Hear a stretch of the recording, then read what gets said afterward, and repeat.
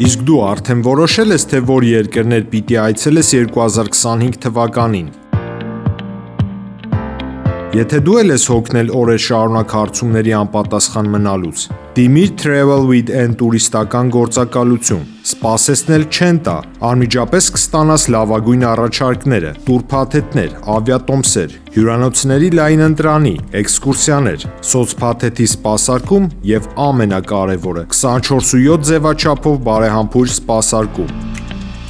Travel with N 095 89 20 48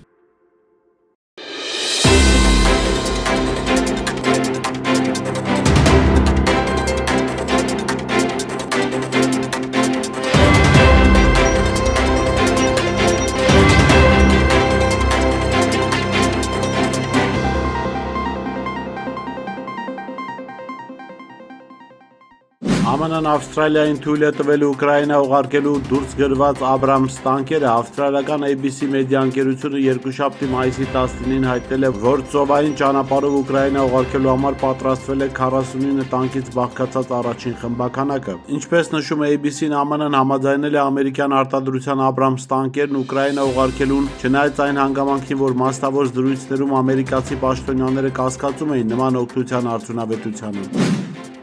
Իսրայելի պաշտպանության նախարար Իսրայել Կացն այսօր Թել Ավիվում հանդիպել է իր ադրբեջանցի գործընկեր Զաքիր Հասանովի հետ անվտանգության ոլորտում երկկողմ համագործակցությունն ամրապնդելու նպատակով, ասում է Իսրայելի պաշտպանության նախարարության հայտարարության մեջ։ Հանդիպման ընթացքում Կացը բարձր է գնահատել երկու երկրների միջև խորը ռազմավարական դաշինքը, նշելով ընդհանուր շահերն ու փոխադարձ վստահությունը։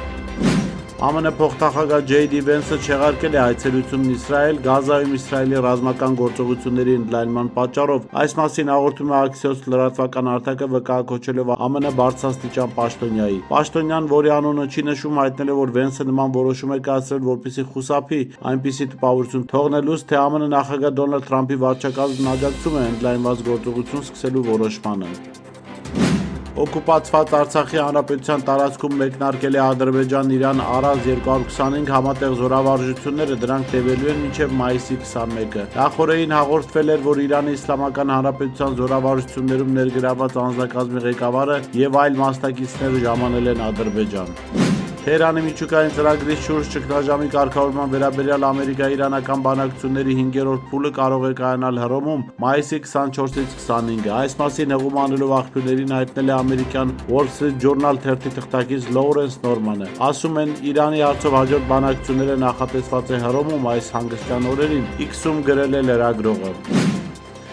Սիրիական դեմոկրատական ուժերի քրդական ջոկատները լույս երկուշաբթի գիշերը Հալեպի նահանգում Թիշրին ամբարտակի շրջանում բախումների մեջ են մտել նոր իշխանության ենթակա սիրիական բանակի հետ, հայտնում է Syria TV հեռուստալիքը, հղում անելով Սիրիայի Արաբական Հանրապետության բանակի 72-րդ բրիգադի ռազմական աղբյուրին։ Սիրիայի դեմոկրատական ուժերը գրոհել են դիրքերը Թիշրին ամբարտակի ուղղությամբ, մեր դիրքերը գրոհի են ենթարկվել ամբարտակի շրջանում Սիրիայի թել բարձունքի վրա, հեռուստալիքը մեջբերում է աղբյուրի խոսքը։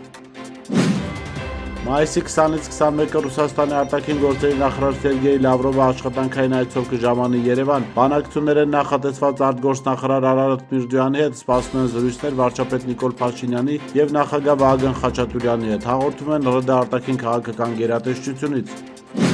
Ռուս զինվորականները եւ հասարակությունը չեն աջակցում հրադադարին եւ պատերազմի դադարեցմանը մոտ ապագայում։ Կրեմլն օգտագործում է այս տրամադրությունները երկարատև արշավը արդարացնելու համար, այս մասին նշված է պատերազմի ուսումնասիրության ամերիկյան ինստիտուտի զեկույցում։ Հաղորդագրության մեջ մեջբերում է նաեւ New York Times-ում հրապարակված 11 ռուս զինվորների հետ հարցազրույցներ, որոնք մասնակցել կամ մասնակցում են Ուկրաինայում ռազմական գործողություններին։ Հարցազրույց տված զինծառայողներից մի քանիսը կտրականապես դեմ են արտահայտվել համապարփակ հրադադարին։ Ադրբեջանը քայլեր է ձեռնարկում Հայաստանի հետ հարաբերությունները կարգավորելու ուղղությամբ, այդ մասին իրանական Թանսիմ գործակալությանը տված հարցազրույցում հայտարարել է Ադրբեջանի նախագահի օգնական Հիկմետ Հաջիևը, մեկնաբանելով Հարավային Կովկասում ստեղծված իրավիճակը։ Նա նաև հայտարարեց, որ տարածաշրջանում ստեղծվել է խաղաղության համար բարենպաստ պայմաններ։ Հաջիևը հավելել է, որ Ադրբեջանը Հայաստանին է փոխանցել խաղաղության համաձայնագրի նախագիծ, որը ըստ նրա հստակ ցույց է տալիս Բաքվի հանձնառությունը տարածաշրջանային խաղաղության օրակարգին։